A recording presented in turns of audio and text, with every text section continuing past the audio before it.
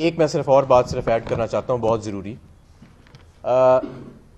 ये जो मंसूबा बना है पाकिस्तान में जमहूरियत को मुअत्तल करने का, इसके अंदर जो औजार इस्तेमाल किए गए हैं वो हमेशा वही औजार होते हैं जो दुनिया के हर मुल्क में, हर बनाना रिपब्लिक में या हर ऐसे मुल्क में जहाँ पे पहले पाकिस्तान में इटसेल्फ जब भी जमहूरियत को मुअत्तल किया गया तो वो औजार इस्तेमाल होते थे। वो क्या है? मीडिया के ऊपर एक क्रैकडाउन, सहाफ़ियों को तशद्दुद का या हरासा करना। खैर हमारे मुल्क में तो हमने देखा अरशद शरीफ बेचारे को कत्ल ही कर दिया गया।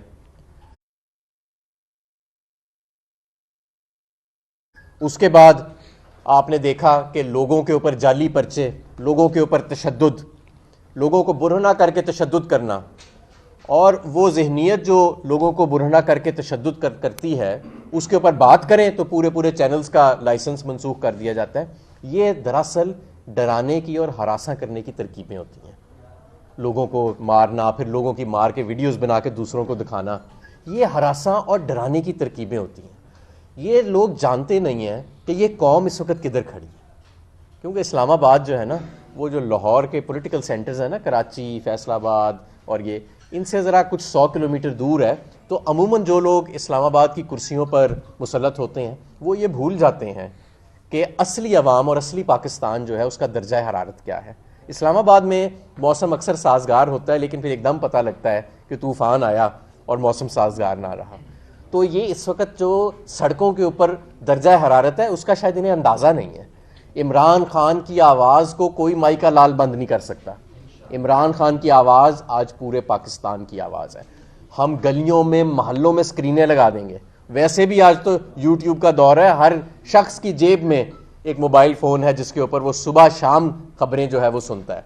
तो ये कदीम दौर के जो तकाजे थे ना सोवियत यूनियन के दौर के, वो जदीद 2023 के दौर में लगा के सियासतदानों की आवाज़ को बंद नहीं कराया जा सकता। कौम खड़ी हो चुकी है और ये 80 की दहाई या 70-60 की दहाई नहीं रही। तो इमरान खान, और ये गैर आईनी है, गैर कानूनी है, केस लॉ वाजे है इसके ऊपर कि आप किसी पॉलिटिशियन की ब्लैंकेट आवाज़ बंदिश नहीं कर सकते। ये आइन के भी खिलाफ है, ये कानून के भी खिलाफ है। और आप देखेंगे इंशाअल्लाह ताला जिस शख्स की आवाज़ बंद करने की कोशिश की गई है, जब वो बब्बर शेर निकलेगा ज़मान पार्क से बुध के रोज़, तो एक तारीखी मंजर लाहौर जो है वो पेंट करेगा। और आने वाले दिनों में आप देखना कि ये जो बुध का रोज़ है जिसके दिन इमरान खान साहब निकल रहे हैं, इसकी तस्वीर, इसकी वीडियोस और इसके नज़ारे आने वाली नस्लें पड़ा करेंगी कि ऐसे कौमें जिंदा होती हैं। जी मेरा सवाल आपसे ये है, एक तो इमरान खान पे कल पाबंदी लगाई गई है, क्या खास कोई तकलीफ थी या कोई वो मौका देख रहे थे? एक सवाल ये है कि क्यों लगाई गई। दूसरा, इमरान खान का जो खबर है या उनकी जो स्टेटमेंट है वो तमाम चैनल्स ने नशर की है रात को, लेकिन ARY न्यूज़ एक अकेला उसको बंद कर दिया गया।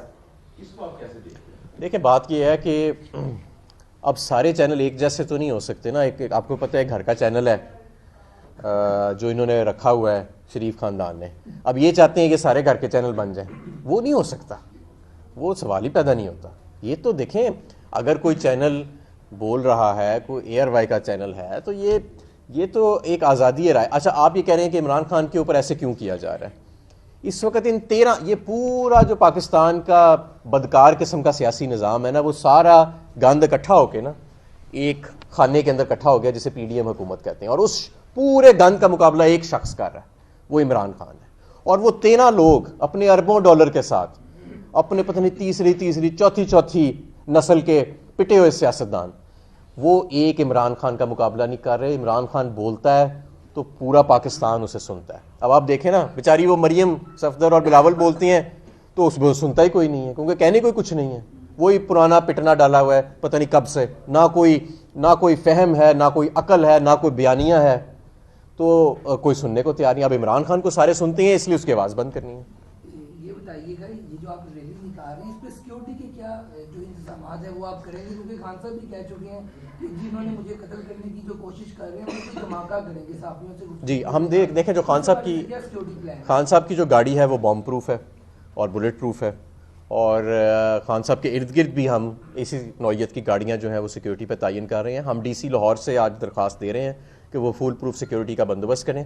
हमारी तरफ से ये है कि हम खान साहब को गाड़ी से बाहर नहीं निकलने देंगे, वो गाड़ी के अंदर से मुख्तलिफ मुकामात पर खिताब करेंगे और उनकी गाड़ी जहाँ से भी गुजरेगी आपके सामने होगा, लेकिन खान साहब को हम गाड़ी से बाहर निकलने की इजाज़त नहीं देंगे क्योंकि खान साहब की जान को बहुत शदीद ख़तरा है। और यही वजह है कि हमें अदालतें जाने में क्या प्रॉब्लम है। एक तो ये कि केसेस बहुत ज़्यादा हैं, 74 के करीब केसेस हैं। ये इंसानी तौर पे पॉसिबल ही नहीं है कि इतने जाली केसेस में एक शख्स एक ही वक्त पे पहुंच जाए।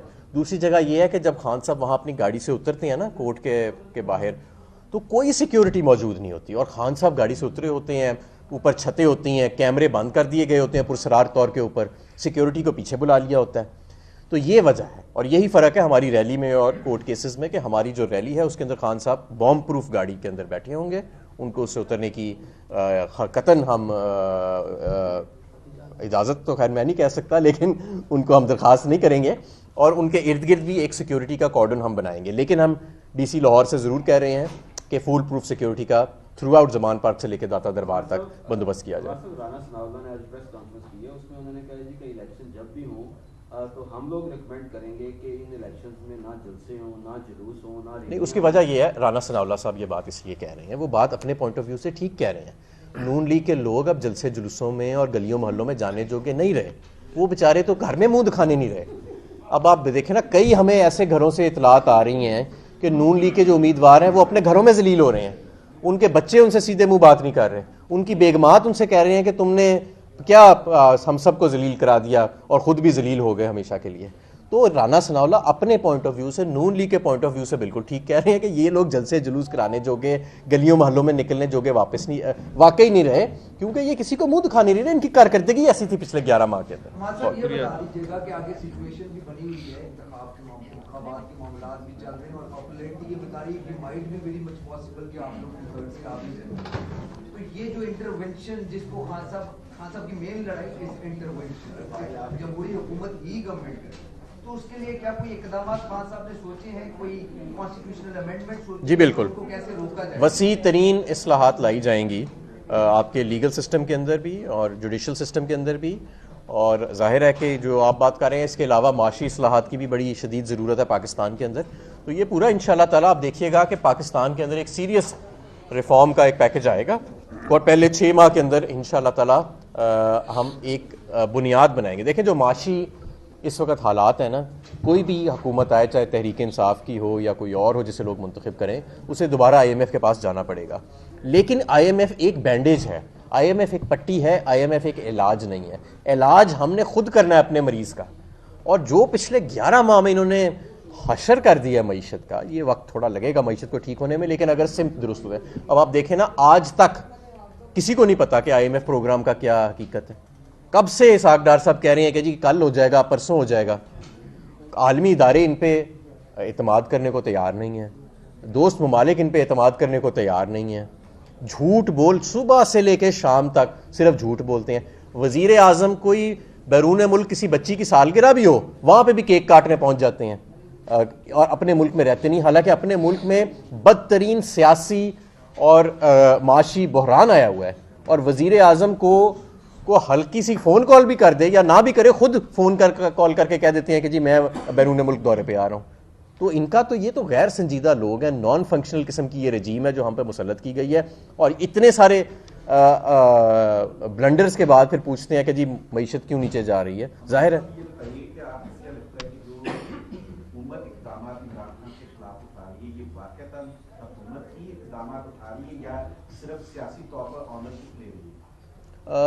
नहीं, मैं जैसे राना सनाउल्लाह साहब है, मैं समझता हूँ कि बहुत ज़्यादा उसको लोग उसको नफ़रत का भी इलामत वो बन गए हैं, लेकिन कुछ वो नाजायज़ भी है, क्योंकि इस सारी रजीम के अंदर बेचारा राना सनाउल्लाह सबसे छोटा प्यादा है।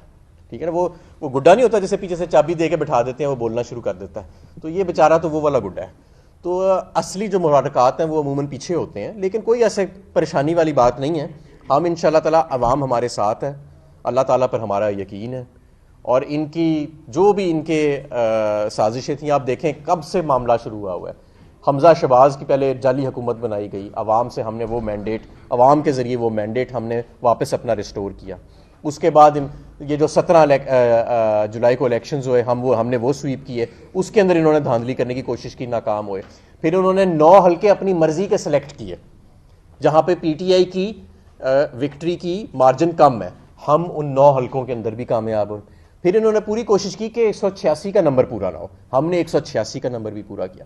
फिर इन्होंने पूरी कोशिश की कि चौधरी बरादरान पे ज़ाती दबाव डाल के उनसे असेंबलियां ना तोड़वाई जाएं, वो असेंबलियां भी टूटी। इसके दौरान इमरान खान पर कातिलाना हमला भी हुआ, लेकिन अल्लाह ताला की ज़ात ने करम फरमाया। इसके अलावा हमारे लोगों को हरासा किया गया, ब्लैकमेल किया गया, ये सोच के कि शायद ये खामोश हो जाएंगे। वो लोग आगे से भी ज़्यादा दलेर हो गए, आगे से भी ज़्यादा वोकल हो गए और ज़्यादा उन्होंने खुल के बातचीत शुरू कर दी।